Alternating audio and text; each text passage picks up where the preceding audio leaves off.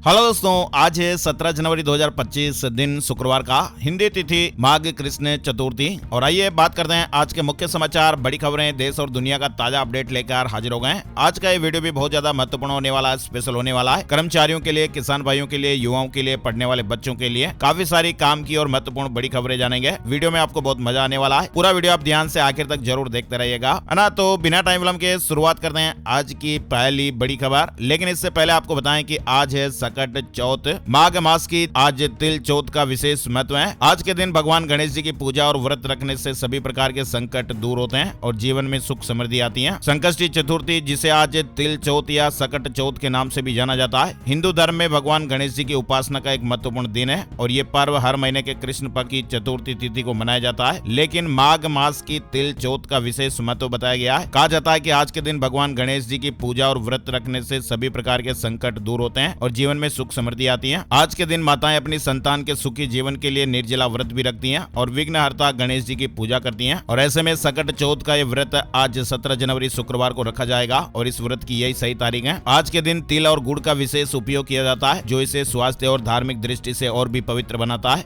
और आज के दिन गणेश जी और चंद्रदेव की उपासना से संतान को लंबी आयु का वरदान प्राप्त होता है, घर में सुख शांति का आगमन होता है, बच्चों के जीवन में आ रही परेशानियां भी दूर होती हैं, सौभाग्य की प्राप्ति होती है। और आज के दिन विशेष रूप से व्रत और तिल और गुड़ से बनी सामग्री का उपयोग करने से मनोकामनाएं पूरी होती हैं। पूजा के बाद आज गणेश जी की आरती करें और तिल और गुड़ से बने प्रसाद का भोग लगाएं। संध्या के समय चंद्रमा को देखकर जल से अर्घ्य अर्पित करें और भगवान गणेश जी से अपने परिवार के सुख और समृद्धि और स्वास्थ्य की प्रार्थना करें। चंद्र दर्शन के बाद आज के व्रत का पालन हो जाएगा और प्रसाद ग्रहण करें। खबरों की शुरुआत में पहली बड़ी खबर आ रही है। कर्मचारियों के लिए बड़ी खुशखबरी है। केंद्र सरकार ने 8वां वेतन आयोग बनाने की मंजूरी दे दी है। 2026 से लागू होगा। केंद्रीय कर्मचारियों के लिए केंद्र सरकार ने गुरुवार को 8वें वेतन आयोग के गठन को मंजूरी दे दी है। आयोग की सिफारिशें 2026 से लागू होगी। ये जानकारी कैबिनेट बैठक के बाद केंद्रीय मंत्री अश्विनी वैष्णव ने दी है। सरकार ने कहा कि इसे साल 2026 से लागू किया जाएगा और 8वें पे कमीशन के अध्यक्ष और 2 सदस्यों के नामों का ऐलान भी जल्दी कर दिया जाएगा। इसके अलावा सरकार ने एक और बड़ा फैसला लिया। केंद्रीय मंत्रिमंडल ने श्री हरिकोटा में तीसरे लॉन्च पैड के निर्माण को भी मंजूरी दी है। ये लॉन्च पैड 4 साल के भीतर तैयार किया जाएगा। 3,985 करोड़ के लगभग इसकी लागत आएगी। और गणतंत्र दिवस पर मुख्य अतिथि होंगे इंडोनेशिया के राष्ट्रपति। यानी इस साल 26 जनवरी को गणतंत्र दिवस समारोह में मुख्य अतिथि के रूप में इंडोनेशिया के राष्ट्रपति प्रबोवो सुबियांटो शामिल होंगे। विदेश मंत्रालय ने इसे लेकर आधिकारिक घोषणा भी कर दी है और यह उनकी पहली भारत यात्रा है। चुनाव आयोग ने कहा कि पार्टियां एआई का सही इस्तेमाल करें, कंटेंट में इसका लेबल जरूर लगाएं, गलत जानकारियां देने पर कार्रवाई होगी। इलेक्शन कमीशन ने दिल्ली चुनाव से पहले प्रचार में आर्टिफिशियल इंटेलिजेंस यानी एआई के इस्तेमाल पर एडवाइजरी जारी की है। आयोग ने राजनीतिक दलों को एआई का सही इस्तेमाल करने के निर्देश दिए हैं। आयोग ने कहा कि अगर पार्टियां एआई से तैयार किए गए कंटेंट का इस्तेमाल कर रही हैं तो उसमें इसका डिस्क्लेमर जरूर लगाएं ताकि जनता को यह पता रहे कि यह कंटेंट एआई से जनरेट किया गया है। इसके अलावा प्रमोशनल कंटेंट में भी डिस्क्लेमर जोड़ना होगा।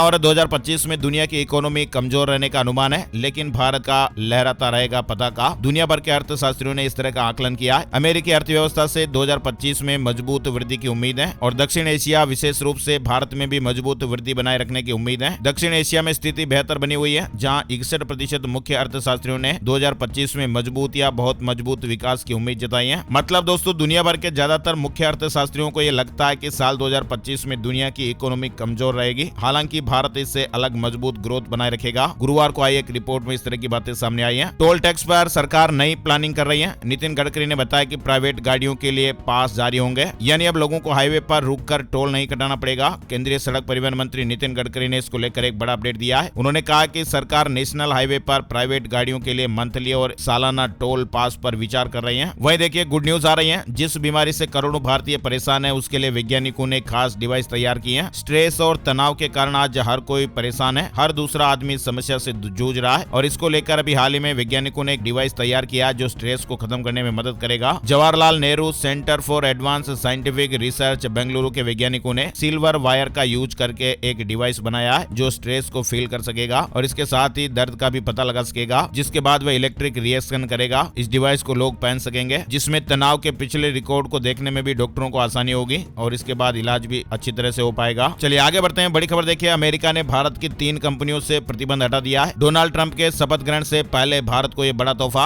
अमेरिका ने भारतीय परमाणु संस्थाओं से प्रतिबंध हटाया है। अडानी पर रिपोर्ट पेश करने वाली हिंडनबर्ग रिसर्च कंपनी बंद हो गई है। फाउंडर ने कहा कि जिन विचारों पर काम किया उनके पूरे होते ही इसे बंद करना था। अमेरिकी short selling firm Hindenburg research research बंद होने जा रही है। बुधवार देर रात कंपनी के फाउंडर नाथन एंडरसन ने इसकी घोषणा की। उन्होंने कहा कि कंपनी बंद करने का फैसला काफी बातचीत और सोच करके लिया गया है। हिंडनबर्ग रिसर्च की रिपोर्टों ने भारत के अडानी ग्रुप और इकॉन एंटरप्राइजेज सहित कई कंपनियों को अरबों डॉलर का नुकसान पहुंचाया था। हिंडनबर्ग रिसर्च की शुरुआत साल 2017 में हुई थी और अब खबरें हैं कि ये कंपनी बंद होने जा रही है। वहीं देखिए, इसरो ने इतिहास रच दिया है। भारत ने स्पेस डॉकिंग में इतिहास रच दिया है। इसरो ने स्पेडैक्स मिशन को कंप्लीट कर लिया। भारत के लिए एक ऐतिहासिक उपलब्धि है। इसरो ने स्पेडैक्स मिशन के तहत 2 सैटेलाइट्स के बीच सफल डॉकिंग की प्रक्रिया पूरी कर ली है। यानी इस उपलब्धि के बाद अब भारत को अमेरिका, रूस और चीन के बाद चौथे देश के रूप में शामिल कर लिया गया है जिसने इस टेक्नोलॉजी को हासिल किया है। चलिए बड़ी खबर देखिए, बजट 2025 से जुड़े कई अपडेट भी चल रहे हैं। जनगणना के लिए सरकार ने कसी कमर, बजट में कई बड़ी घोषणा हो सकती है। 6 साल बाद अब दोगुनी राशि की जरूरत है। वैसे आपको बताएं, बजट 2025 पहले कोरोना और फिर लोकसभा चुनाव के कारण जनगणना नहीं हो पाई और इस जनगणना के लिए सरकार ने कमर कस लिया। हालांकि 6 साल बाद अब दोगुनी राशि की जरूरत इसके लिए पड़ेगी और आगामी बजट में जनगणना के लिए भी विशेष आवंटन हो सकता है। इसके लिए पूरे देश में 33 लाख से अधिक जनगणना कर्मचारियों को प्रशिक्षण इसी साल शुरू हो सकता है। चलिए दिल्ली चुनाव से जुड़ी खबर देखिए, भाजपा की चौथी लिस्ट में 9 नाम आए हैं। दिल्ली विधानसभा चुनाव के लिए बीजेपी ने अपनी चौथी लिस्ट गुरुवार को जारी कर दी है। इस लिस्ट में 9 उम्मीदवारों की घोषणा की गई है। बीजेपी ने अपनी कुल 4 लिस्ट में अब तक 68 सीटों पर प्रत्याशी घोषित कर दिए हैं, जबकि एक सीट सहयोगी पार्टी जेडीयू और एलजेपी रामनिवास के लिए छोड़ी है। दिल्ली विधानसभा चुनाव से जुड़ा एक और अपडेट देखिए, कांग्रेस ने छठी लिस्ट जारी की है। दिल्ली विधानसभा चुनाव के लिए कांग्रेस ने गुरुवार को 2 कैंडिडेट की छठी लिस्ट जारी की और इसके साथ ही अब कांग्रेस ने सभी 70 सीटों पर उम्मीदवारों के नामों का ऐलान कर दिया है। और भारत में इलेक्ट्रॉनिक्स, सोलर और ईवी कंपनियों को झटका लग रहा है। कच्चे माल का निर्यात रोक रहा चाइना। चीन ने भारत को कुछ महत्वपूर्ण कच्चे माल के निर्यात पर प्रतिबंध लगाए हैं और ऐसे में इलेक्ट्रॉनिक्स, सौर और इलेक्ट्रिक वाहन यानी ईवी कंपनियों को नुकसान हो रहा है। पीएम मोदी ने भारत के प्रदर्शन की सराहना की है। दरअसल लंदन में गुरुवार दोपहर को क्यूएस ने पहला फ्यूचर स्किल इंडेक्स 2025 की रिपोर्ट जारी की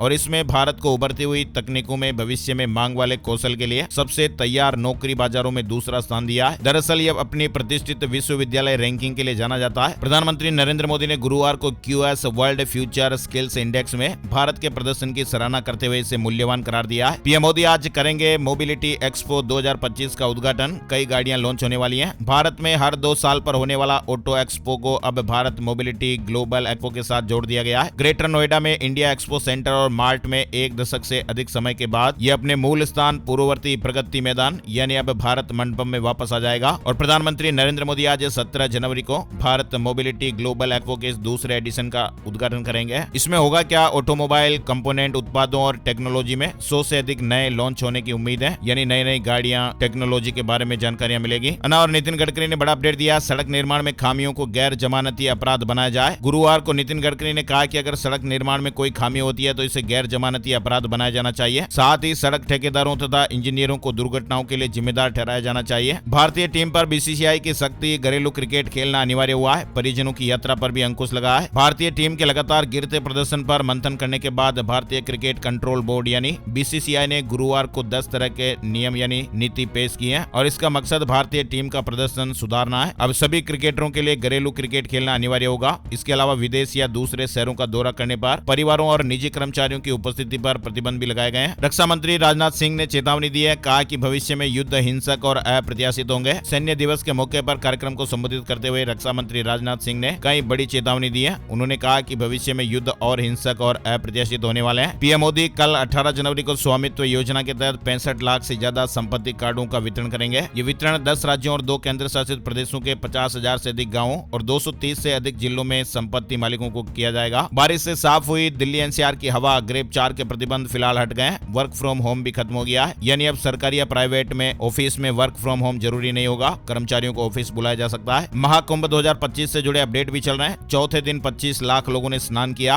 और अब तक 6 करोड़ 25 लाख श्रद्धालु संगम में डुबकी लगा चुके हैं, यानी महाकुंभ में डुबकी लगाने वालों की संख्या 7 करोड़ के करीब पहुंच गई है। 13 जनवरी को शुरू हुआ कुंभ मेला 26 फरवरी तक चलेगा। वहीं धीरेन्द्र शास्त्री ने पुरी से ऐलान किया है, महाकुंभ में बड़ा काम करेंगे। प्रयागराज महाकुंभ में पंडित धीरेन्द्र शास्त्री भी प्रवेश करने वाले हैं। फिलहाल वे जगन्नाथपुरी में है और वहां से उन्होंने महाकुंभ को लेकर एक बड़ा बयान जारी किया है, जो तेजी से सोशल मीडिया पर वायरल भी हो रहा है। पंडित धीरेन्द्र कृष्ण शास्त्री ने कहा कि हम जल्द ही प्रयागराज महाकुंभ में डुबकी लगाने आ रहे हैं। साथ ही हिंदू जगाओ और हिंदुस्तान बचाओ अभियान भी वहां चलाएंगे। वहीं देखिए, सदगुरु ने कहा कि महाकुंभ ग्रह का सबसे बड़ा आयोजन है। यह एकमात्र स्थान है जहां सबसे अधिक लोग मुक्ति की आकांक्षा रखते हैं। आध्यात्मिक नेता सदगुरु जग्गी वासुदेव 2 दिनों के लिए प्रयागराज के महाकुंभ में, या उन्होंने कहा कि महाकुंभ मेला ग्रह पर सबसे बड़ा आयोजन है और वह 2 दिवसीय यात्रा के लिए अपने तीसरे पूर्ण कुंभ में भाग ले रहे हैं। पीएम मोदी 28 जनवरी को उत्तराखंड आएंगे, 38वें राष्ट्रीय खेलों का उद्घाटन करेंगे। 28 जनवरी को प्रधानमंत्री नरेंद्र मोदी का उत्तराखंड दौरा प्रस्तावित है। वहीं देखिए महाकुंभ में दिव्य ज्योति जागृति संस्थान का इको फ्रेंडली पंडाल, 25 लाख मंत्रों का जाप शुरू हो गया। 33 दिन में 3 वर्ल्ड रिकॉर्ड बनाएंगे। प्रयागराज के महाकुंभ में दिव्य ज्योति जागृति संस्थान DJJS ने ये पहल की है। वहीं देखिए हरियाणा के बुजुर्ग फ्री में प्रयागराज महाकुंभ जा सकेंगे। सीएम सैनी ने यह बड़ा ऐलान किया है। हरियाणा के 60 साल से अधिक उम्र के बुजुर्गों को सरकार मुख्यमंत्री तीर्थ दर्शन योजना के तहत प्रयागराज में लगे महाकुंभ में फ्री में लेकर जाएगी। सीएम नायब सिंह सैनी ने ऐलान सरकार के 100 दिन के कामों की समीक्षा के लिए बुलाई गई रिव्यू मीटिंग में किया। हरियाणा सरकार की ओर से प्रयागराज में महाकुंभ में जाने वाले हरियाणा के 30,000 लोगों की व्यवस्था की गई है। महाकुंभ स्थल में सेक्टर 18 में उनके रहने और खाने का इंतजाम भी हरियाणा सरकार की ओर से किया गया है। वहीं देखिए किन्नर अखाड़े में बने 18 नए महामंडलेश्वर महंत महाकुंभ में पहले संगम में स्नान के बाद पिंडदान कराया गया। छत्तीसगढ़ में 10 से 12 नक्सलियों के एनकाउंटर की खबर भी आई। बताया जा रहा कि छत्तीसगढ़ के बीजापुर जिले के पुजारी कांकेर के जंगल में गुरुवार को पुलिस और नक्सलियों के बीच मुठभेड़ जारी रही। गोधरा ट्रेन अग्निकांड में 13 फरवरी को सुप्रीम कोर्ट में सुनवाई होगी। इस मामले में गुजरात सरकार ने याचिका लगाई थी। अनावरत किसानों का शंभू बॉर्डर से दिल्ली कूच का ऐलान, 101 किसान रवाना होंगे।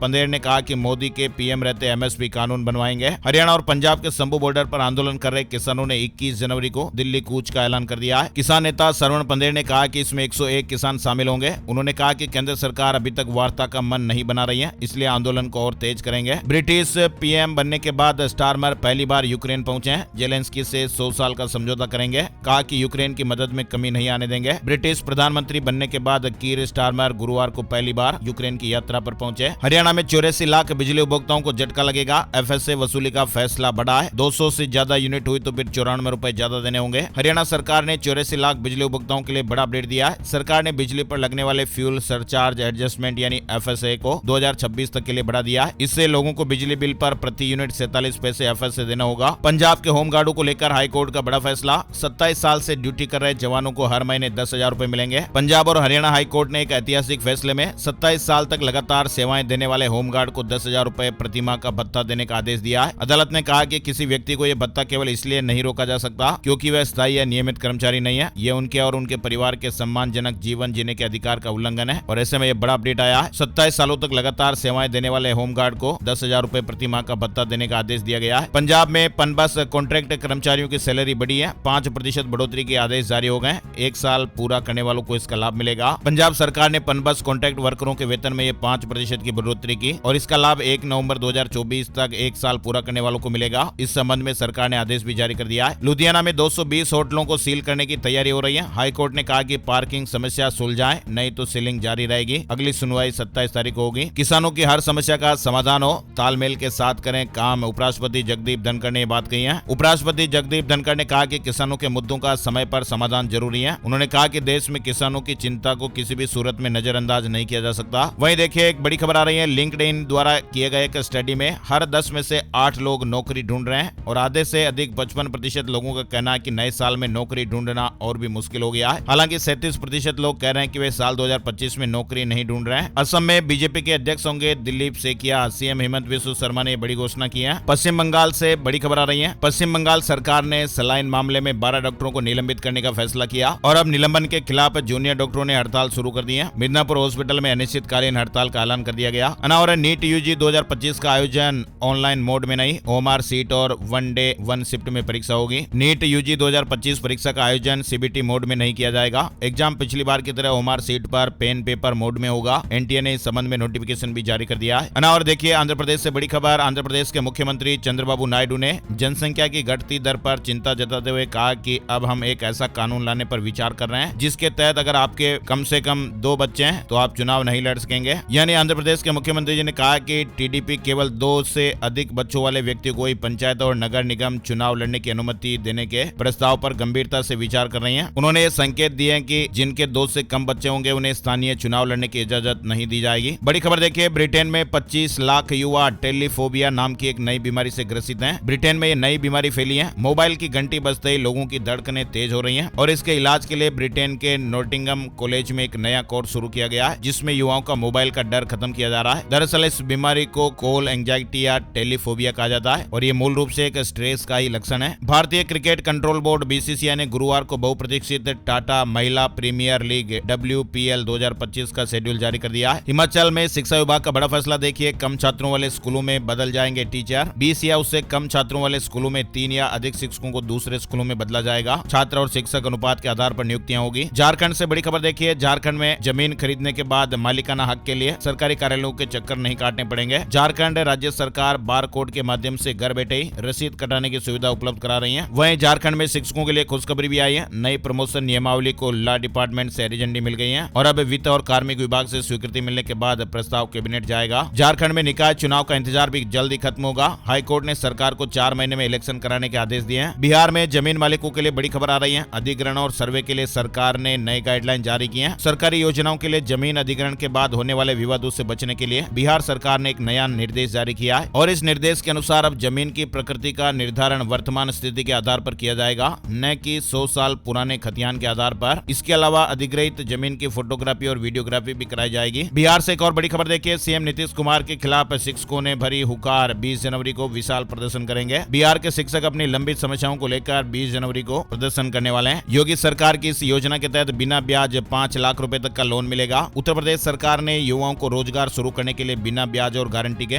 5 लाख रुपए तक का लोन देने की योजना शुरू की है। इस योजना का नाम मुख्यमंत्री युवा उद्यमी विकास अभियान है। 21 से 40 साल तक के युवा इस योजना के तहत लोन ले सकते हैं। वहीं एक बड़ी खबर आ रही है, फ्रिज में कच्चा दूध स्टोर करने की आदत है तो संभल जाइए, बर्ड फ्लू फैलने का कारण बन रहा है। ये बात हम नहीं कह रहे हैं, स्टैनफोर्ड यूनिवर्सिटी की रिसर्च के अनुसार फ्रिज में 5 दिनों तक कच्चे दूध को स्टोर करना बर्ड फ्लू का कारण बन रहा है। बर्ड फ्लू इंसान की जान जाने का कारण भी बन सकता है। रिसर्च में कहा गया कि कच्चे दूध में जो बैक्टीरिया होते हैं वो फ्रिज में 5 दिनों तक सुरक्षित रह सकते हैं और इस दौरान कच्चे दूध का इस्तेमाल आपके लिए घातक हो सकता है और फ्रिज में आप जो चीजें स्टोर करते हैं उसको लेकर भी सावधान रहें। वैज्ञानिकों ने इस तरह से अलर्ट जारी किया है। चलिए आगे बढ़ते हैं। बड़ी खबर देखिए, गुरुग्राम के DLF फेज 3 में अवैध निर्माण और रिहायशी मकानों में चल रही व्यावसायिक गतिविधियों के खिलाफ टाउन एंड कंट्री प्लानिंग विभाग ने सख्त कार्रवाई की है और अभी हाल ही में गुरुग्राम में 300 नए मकान मालिकों को कारण बताओ नोटिस जारी किए गए हैं। अब तक कुल 1438 मकानों को नोटिस जारी हो चुके हैं। योगी सरकार की एक और बड़ी सौगात, NCR के तर्ज पर 10 जिलों को शामिल कर विकसित होगा कानपुर। कमेटी से रिपोर्ट मांगी गई है। CBSE से जुड़ा अपडेट देखिए, नियमों का उल्लंघन करने वाले 29 स्कूलों को CBSE ने नोटिस जारी किया है। 30 दिनों के भीतर जवाब मांगा है। वहीं देखिए उत्तर प्रदेश से एक और बड़ी खबर, पिछड़ी जातियों की सूची में फिर लौटेगी कहार जाति। उत्तर प्रदेश पिछड़ा वर्ग राज्य आयोग की बैठक में यह फैसला हुआ है, यानी यूपी में जातियों को लेकर एक बड़ा फैसला हुआ है। उत्तर प्रदेश पिछड़ा वर्ग राज्य आयोग की गुरुवार को हुई बैठक में कहार जाति को पिछड़े वर्ग में शामिल किया गया है। वहीं देखिए लखनऊ में बाघ का आतंक, पकड़े जाने तक क्षेत्र के स्कूल कॉलेज बंद रहेंगे, डीएम ने आदेश जारी किया है। दरअसल रहमान खेड़ा इलाके में घूम रहे बाघ को रेस्क्यू करने के लिए वन विभाग ने रणनीति में फिर से बदलाव किया है। सुरक्षा के लिए जहां पर प्रभावित इलाके के सभी स्कूल कॉलेज और कोचिंग बंद कर दिए गए। वहीं इस पूरे ऑपरेशन की कमान अब बाराबंकी के DFO आकाशदीप बदावन को सौंपी गई है। बाघ से प्रभावित गाँव के नाम आप स्क्रीन पर देख सकते हैं, जिन पर यह आदेश प्राइवेट सरकारी स्कूलों, कॉलेजों और कोचिंग संस्थानों पर भी लागू होगा, यानी जहां पर प्रभावित इलाके हैं वहां पर ऑनलाइन पढ़ाई कराई जाए। और देखिए उत्तर प्रदेश बिजली विभाग में OTS का तीसरा चरण शुरू हो गया। 31 जनवरी तक आप इसका लाभ ले सकते हैं। यानी यूपी के बिजली विभाग में चल रही एक मुफ्त समाधान योजना OTS का तीसरा चरण गुरुवार से शुरू हुआ। 31 जनवरी तक लाभ लेने का मौका है। वहीं देखिए ITR फाइलिंग में किए गलत दावे, जांच में खुली कई लोगों की पोल। सरकार ने लिस्ट बनाई है और अब इनकम टैक्स से इनकी खबर लेने वाला है। आयकर विभाग ने बड़ी संख्या में गलत रिफंड के दावों का पता लगाया है। सार्वजनिक क्षेत्र के उपक्रमों और निजी क्षेत्र दोनों से 90,000 वेतनभोगी व्यक्तियों ने टैक्स से बचने के लिए 31 दिसंबर 2024 तक कुल 1070 करोड़ रुपए की छूट के गलत दावे वापस लिए हैं। सरकारी सूत्रों ने इस तरह से जानकारी शेयर की है और जांच में कई लोगों की पोलें खुल गई हैं और इनकी लिस्ट भी तैयार हो गई है। उड़ीसा से एक बड़ी खबर है, पद्म पुरस्कार विजेताओं को मोहन सरकार 30,000 रुपए की सम्मान राशि देगी। इसी महीने से राज्य के हर पद्म पुरस्कार विजेता को 30,000 रुपए का मासिक सम्मान राशि के रूप में दिया जाएगा। और देश में गरू की बिक्री 2024 में 11% बढ़ी है, 3.03 लाख यूनिट के रिकॉर्ड स्तर पर पहुंची।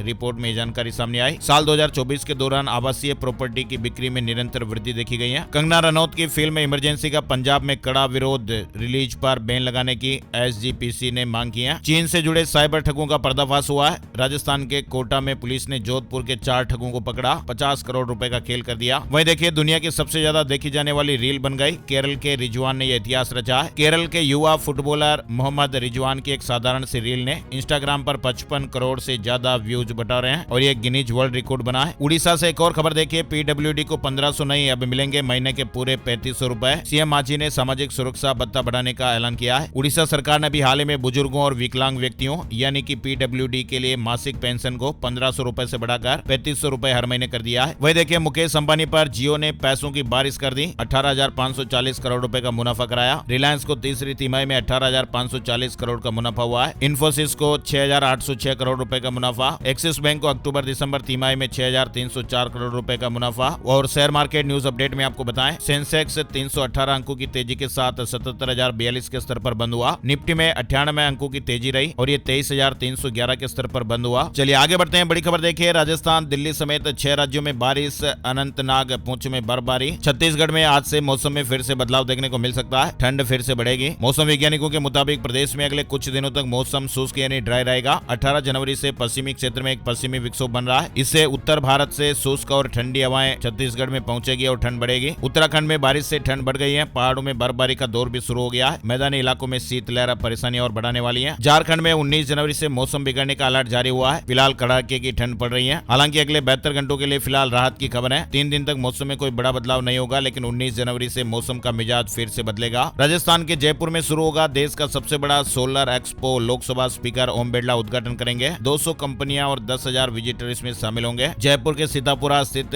जेईसीसी में आज शुक्रवार सुबह 11 बजे भारत सोलर एक्सपो का चौथा संस्करण शुरू हो रहा है। राजस्थान की 6,759 पंचायतों में सरपंच होंगे प्रशासक। हर पंचायत में मौजूदा पंचों और उप सरपंच की प्रशासनिक कमेटी बनेगी। चुनाव फिलहाल टल गए हैं। राजस्थान की 6,759 ग्राम पंचायतों में जनवरी में चुनाव कराने की जगह सरकार ने मौजूदा सरपंचों को ही प्रशासक नियुक्त करने का फैसला ले लिया है। सरपंचों की सहायता के लिए हर ग्राम पंचायत लेवल पर एक प्रशासकीय कमेटी भी बनेगी। इसमें उप सरपंच और वार्ड पंच मेंबर होंगे। पंचायती राज विभाग ने नोटिफिकेशन जारी कर दिया है। जयपुर, कोटा, जोधपुर में हो सकता है एक ही नगर निगम। राजस्थान में शहरी निकायों की सीमाएं बदलेगी। 4 मंत्रियों की कमेटी रिव्यू करने वाली है। दरअसल राजस्थान में पंचायती राज संस्थाओं के बाद अब सरकार शहरी निकायों का भी पुनर्गठन करने जा रही है। राजस्थान में 3 यूनिवर्सिटी के पीएचडी कोर्स पर बैन लग गया है। नियमों की पालना नहीं करने पर पीएचडी डिग्री कोर्स में एडमिशन पर रोक लग गई है। यूजीसी ने गुरुवार को 3 यूनिवर्सिटी में पीएचडी के कोर्स पर बैन लगा दिया। डिटेल और आप स्क्रीन पर देख सकते हैं। साथ ही राजस्थान में 1 किलो बताकर 900 ग्राम तोलने वालों की अब खैर नहीं। गाँव और शहरों में सेंटर खुलेंगे। दुकानों पर जाकर भी टेस्टिंग होगी। हजारों युवाओं को जॉब मिलेगी। ये दावा और वादा किया गया है राज्य उपभोक्ता मामलात विभाग ने। दरअसल राजस्थान सरकार जल्द ही प्रदेश के हर गांव और शहर में राज्य सरकार द्वारा अप्रूव्ड नाप तोल परीक्षण केंद्र खोलने की तैयारी है। हर ब्लॉक में कम से कम एक सेंटर खुलेगा। वहीं देखिए आरपीएससी ने ग्रेड 2 टीचर भर्ती परीक्षा के लिए प्रोविजनल आंसर की जारी कर दी है। जेके लक्ष्मी सीमेंट ने नया कैंपेन लॉन्च किया है। सोच करो बुलंद के साथ नई पहचान। नया लोगो और पैकेजिंग का अनावरण भी बदला। राजस्थान के जयपुर में महिला एवं बाल विकास निदेशालय के बाहर आंगनबाड़ी कार्यकर्ताओं का अनिश्चितकालीन धरना 90 दिन भी जारी रहा। मध्य प्रदेश में 9 और बीजेपी जिला अध्यक्ष घोषित हो गए। मध्य प्रदेश में कर्मचारियों का बड़ा आंदोलन शुरू। 51 सूत्रीय मांगों को लेकर 4 चरणों में विरोध प्रदर्शन होगा। हड़ताल की चेतावनी भी दे रहे हैं। दरअसल मध्य प्रदेश में सरकारी कर्मचारियों ने अपनी मांगों को लेकर बड़ा आंदोलन शुरू कर दिया है। मध्य प्रदेश अधिकारी कर्मचारी संयुक्त मोर्चा ने गुरुवार को जबलपुर में घंटाघर पर प्रदर्शन किया और मुख्यमंत्री के नाम 51 सूत्रीय मांग पत्र जिला प्रशासन को सौंपा। इंदौर के प्रसिद्ध खजराना गणेश मंदिर में 17 से 19 जनवरी तक चलने वाले परंपरागत